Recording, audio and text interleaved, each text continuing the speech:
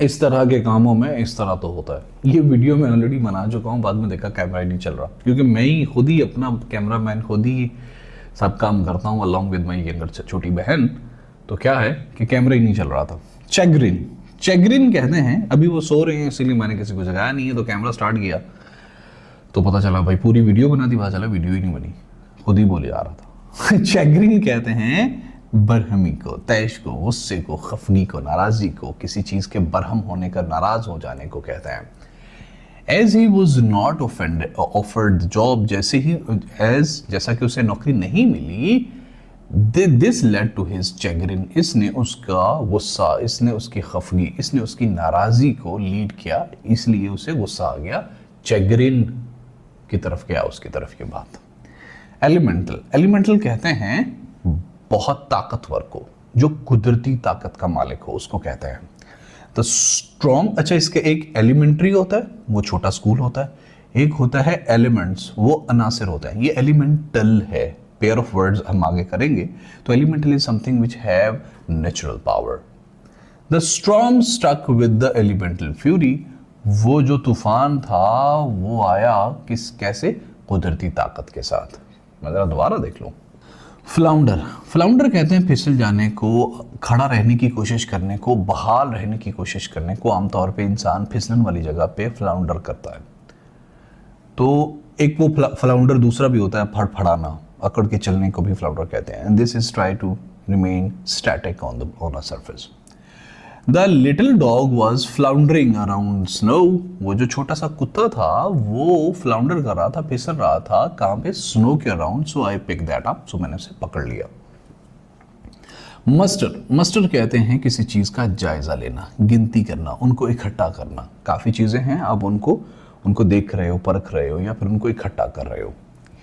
I mustard up my कर्ज, मैंने अपना हौसला इकट्ठा किया, and walked on to the stage, और मैं स्टेज पे चला गया। नर्वस बंदा होगा, वैसे मुझे तो नहीं प्रॉब्लम होती स्टेज पे जाने में।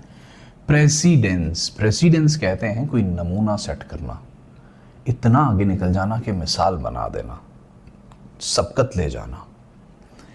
कहते हैं ना, उसने 1100 में से 1098 नंबर लेके एक प्रेसिडेंस सेट कर दी। तो इसका वो तरीका भी है इसको यूज करने का, ये भी है। She had to learn that her wishes cannot take precedence over the other people's needs। उस हर एक दुनिया की औरत को ये बात समझनी चाहिए कि उसकी ख्वाहिशात को दूसरे लोगों की ज़रूरतों पे प्रेसिडेंस, फौकियत, सबकत नहीं दी जा सकती। रिवाइल, रिवाइल कहते हैं गालियां देना, दुश्नाम अमेज बकना, बुरा भला कहना, दिल मतलब किसी को गलत, किसी बात पे एतराज करना गुस्से के साथ। They reviled the justice system of their country. Definitely आप किस कंट्री की बात हो रही है आपको अंदाजा ही होगा, उन्होंने रिवाइल किया। आम तौर पे आप किसी बंदे की किसी गलत बात पे रिवाइल होते हो, गुस्से से थोड़ा उसको क्रिटिसाइज कर देते हो, और ये सबका अपना ही तरीका होता है। कुछ गालियां देते हैं और कुछ सारा लिटरेरी तरीके से गलत है। लफ्ज़ है जी हैरोइंग। हैरोइंग कहते हैं दिल को दुखाने वाला, कर्बनाक, दिल खराश, दिल फराश, दिल पे बहुत फरसूदा वाला असर करने वाला, दुखी वाला असर करने वाला, डर वाला असर करने वाला। टू सी समवन किल्ड, किसी को मरता हुआ देखना, इज वेरी हैरोइंग एक्सपीरियंस, बहुत कर्बनाक, दिल फराश तजुर्बा है। हिंज, हिंज कहते हैं डिपेंडेंट होना, मशरूत होना, किसी चीज पे मुनहसर होना हिंज कहता है। The films plot hinges on the mysterious murder case, वो जो फिल्म का प्लॉट है वो डिपेंडेंट है, वो मुनहसर है किस चीज पे, वो जो मिस्टीरियस मर्डर केस है उस पे। हडल, हडल कहते हैं भीड़ में हलचल मच जाने को, भीड़ के अंदर बहुत ज़्यादा लोगों के अंदर अफरा तफरी मच जाने को, for any logic, for any emergency logics. बहुत से लोग जा रहे हैं, कुछ भी हुआ तो वहाँ पे जब लोग भागेंगे ना, उसको हडल कहते हैं। They huddle together under the rock to avoid heavy rainfall, वो सब भागे, वो सब, उन सब में हलचल मच गई, अफरा तफरी मच गई उस भीड़ के अंदर। किस लिए? क्योंकि बारिश यकदम से होना शुरू हो गई थी हैवी, तो उन्होंने वो सब हडल हुए to under the heavy rock, उस बड़े से पत्थर के नीचे पीछे। मॉटली, मॉटली कहते हैं रंगारंग को, अलग अलग किस्मों के को, मुख्तलिफ नू को, मुख्तलिफ किस्मों को के, किस्मों के को। I have motley collection of books, मेरे पास बहुत ही अलग अलग किस्मों की किताबें हैं, और इन तमाम किताबों में मैंने पहले भी रिकमेंड किया था बर्टन रसल और युवल नोह हरारी। ये किताबें मुझे पसंद है, प्लीज़ इन दोनों को ज़रूर पढ़ने की कोशिश कीजिएगा। हाँ, मगर इनके मजहब वाले अकायद के अलावा इन्हें पढ़ने की कोशिश कीजिएगा। अगला लफ्ज़ है जी चैरेट। चैरेट कहते हैं जो बिल्कुल वाजे नुमाया तौर पे गलत हो, ऐसी चीज़ जो कि क्लियरली गलत हो, इमोरल हो, इलॉजिकल हो, मतलब कानूनी लिहाज से भी गलत उसको कहते हैं।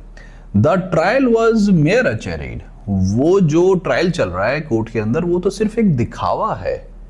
असल में द वर्डिक्ट है of guilty has already been decided है, वो जो झूठे का फैसला था, गिल्टी का, गुनाहगार का फैसला था, वो तो ऑलरेडी हैड बीन डिसाइडेड, वो तो पहले डिसाइड हो चुका था। सो ये जो चैरेड है ये अक्सर इसीलिए लोग रिवाइल करते हैं हमारे जस्टिस सिस्टम को।